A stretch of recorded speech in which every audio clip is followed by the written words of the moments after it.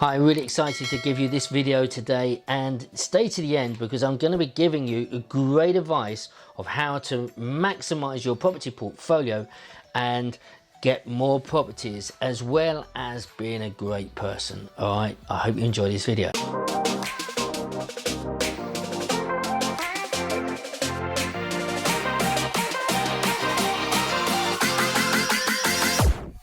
Hello, Trevor Cutmore here. Welcome to my videos. I hope you're enjoying the series of them. Please subscribe, comment and share if you would to other property investors. This week, what I'm going to talk about is I do see a lot of things going on in the market, all right? I watch the news, well, not a lot actually. I read the news and I search for what's going on in the UK property market. And it's interesting because this week I've been reading that in one report that house prices are going to still increase in certain areas. They're on the rise. That's really interesting. And rents are going up as well. Now I agree, rents will go up. They will. They will definitely increase. Slowly but surely they will increase. And that's something that we need to be wary of. And very important is to timetable that, because many people miss putting their rents up. They just leave it. Just ensure that if you're managing it yourself or with agents, you ask them, when is my rent review for each property? So the best thing to do is, if you haven't done it from the very beginning, on the anniversary of the start of the tenancy agreement, and let's say you've had, you're going now into your second gas safety certificate, then put it with your gas safety. Because if, let's supposing someone moved in April and the gas safety came around in August, and now you've come to this August and you haven't done it. Well, if you mark it every year with your gas safety and it'll trigger it in your head, do you know what?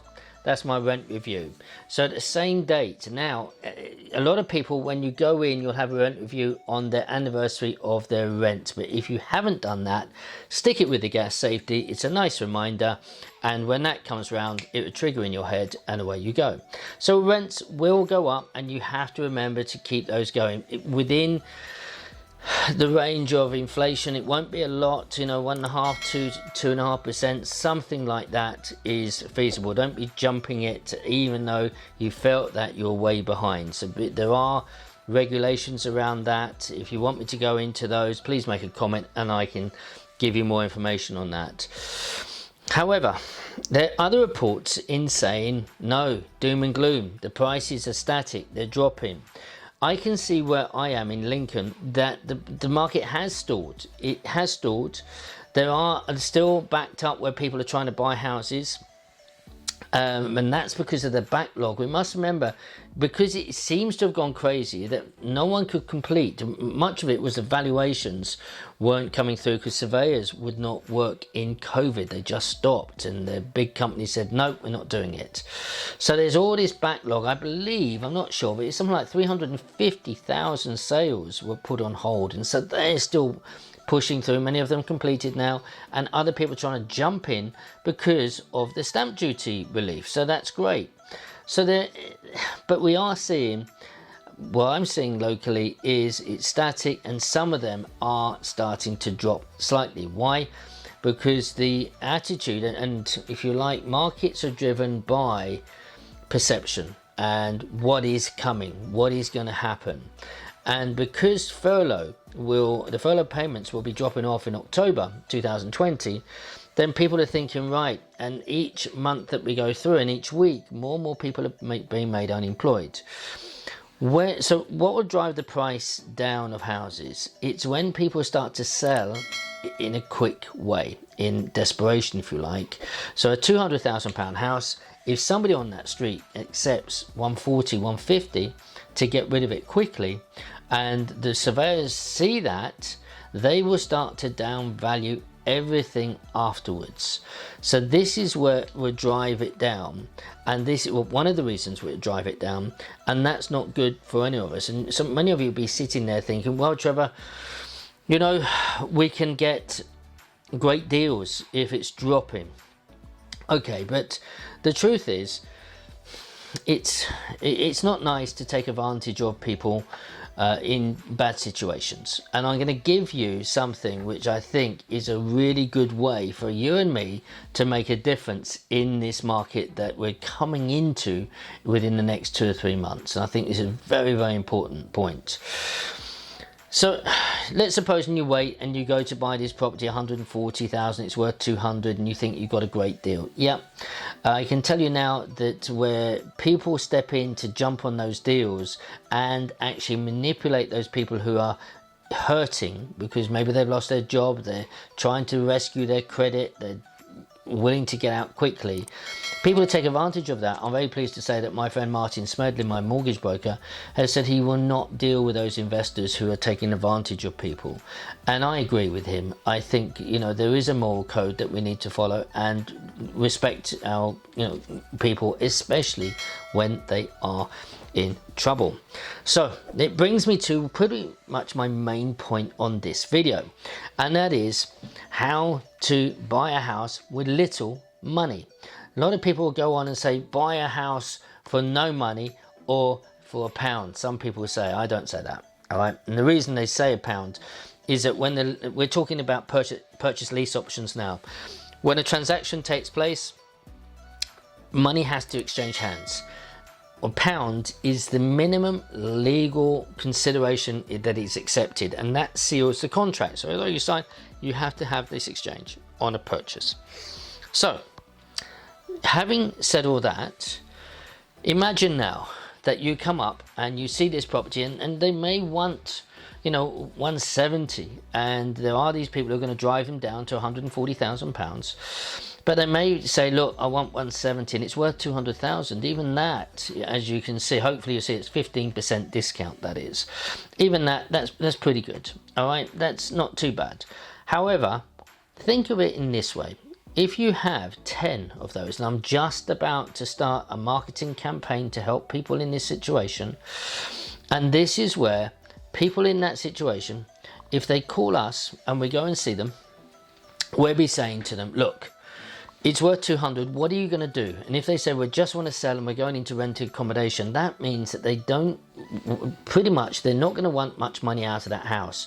Their mortgage may well be 150,000, a bit of moving, and or 160,000, and they're making £10,000 profit, which would give them moving costs and maybe clear a couple of credit cards. They're going to be in this sort of situation. So instead of just saying, yeah, I'll buy it and buy it cheaper and really put them in a tight squeeze, how about this? How about saying, look, I see you're in a problem with 170. You're not, what are your other commitments? You're going into rented accommodation. Have you got other debts that you've got? And they may say, yes, I've got £2,000 here. I may have £3,000 here and I've got to move. So let's say a total of £7,000 I've got to make out. Fine. What's your job? What's your position? Yeah, we've been made redundant. And you see, we're going to see a lot of people in this scenario. It's going to be really, really sad. You see, we're not talking about, anyone. These are going to be families, young children. They're going to be people with disabilities. There's going to be a lot of people, going through illness, whatever.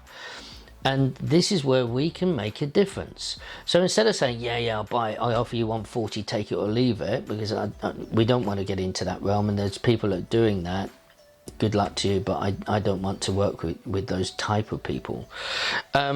However, what we can do is say, look, we know it's worth 200,000. How about I buy it at what you're asking 170 for it. I'll happily agree to pay you 170 in 5 or 7 years time. The market's going to go up. I'll do it on this legal contract, which will last 5 or 7 years. So I agree to buy it in 7 years for 170,000. Now it's going to recover and it's going to go up within 5 to 7 years for sure. So what I'll also do is whatever I make over the 170, I give you 50% back. And they say, what? How does that work? Well, it means that in, let's say, 5 years time, and now the market has recovered, and that has not only reached its original value of 200, but in, let's say, 5 years, is now worth £240,000. Remember, the buy price 170. Now we've got a difference of 170 to 240 is £70,000. So what I'm saying is when we come to sell or buy that, I will give them their 170 and half of the 70,000 profit. So they're now going to walk away with 205. That is a great deal, where you're going to find that it gives you a good feeling as well, in the way that you're helping people, you're protecting them, and you make money through that process. Now, it doesn't always have to be 50-50, it could be 40-60. You can include all your other costs. So I would do that. If I'm putting anything into that house, then I would say, look, you get 170, I get my costs back, and then we split. That's a sensible way of doing it. Now, supposing they've said, well, look, in my redundancy, I'm going to get a few grand, but I'm £3,000 short on moving and clearing my debt. Fine.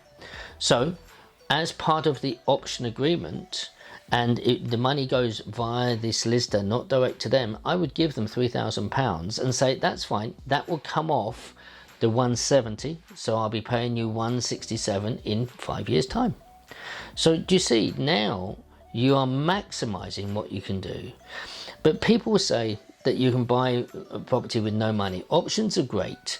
Let's be clear, your solicitor's fees, yours and the vendors in that situation, I suggest you pay for them. That's going to cost you, let's just say it's £1,200 both sides. You might get a bit of change out of that, but let's say that's £2,500. You might have to give some money forward, as I've said, let's say £3,000 to help them move. That's £5,400, and you might have to do some work on the property. So that could be, you know, another £4,600 work. So £10,000, you've got a great deal. You're covering the mortgage. It depends, they might be able to have something monthly or not. It just depends, because if you take the mortgage away, quite often they're just thankful that they've got it. Remember, the word mortgage means death grip. So listen guys, this is a great opportunity. If you want to know more in how options work, I have a really good home study course, which is on sale. We market it. I'll put the link down here, or email me and we'll send you a link to it. And I think you're going to really enjoy understanding how you can help people in this very difficult time. Guys, I really hope, look, it's just a quick video. It's something which is really dear to me, and I hope you've taken a lot from that. I hope that it's helped you and maybe helped focus that when you're going to look for a property. And the marketing is singly the most important. Now, that I go into on my training. I cannot give you some of my top tips, because some of that is for the people who come on my training. Listen, I hope you've enjoyed this. I wish you all the best in your property journey. Be a blessing to others, and I wish you a safe time and all the best. God bless you. See you next time. Bye-bye.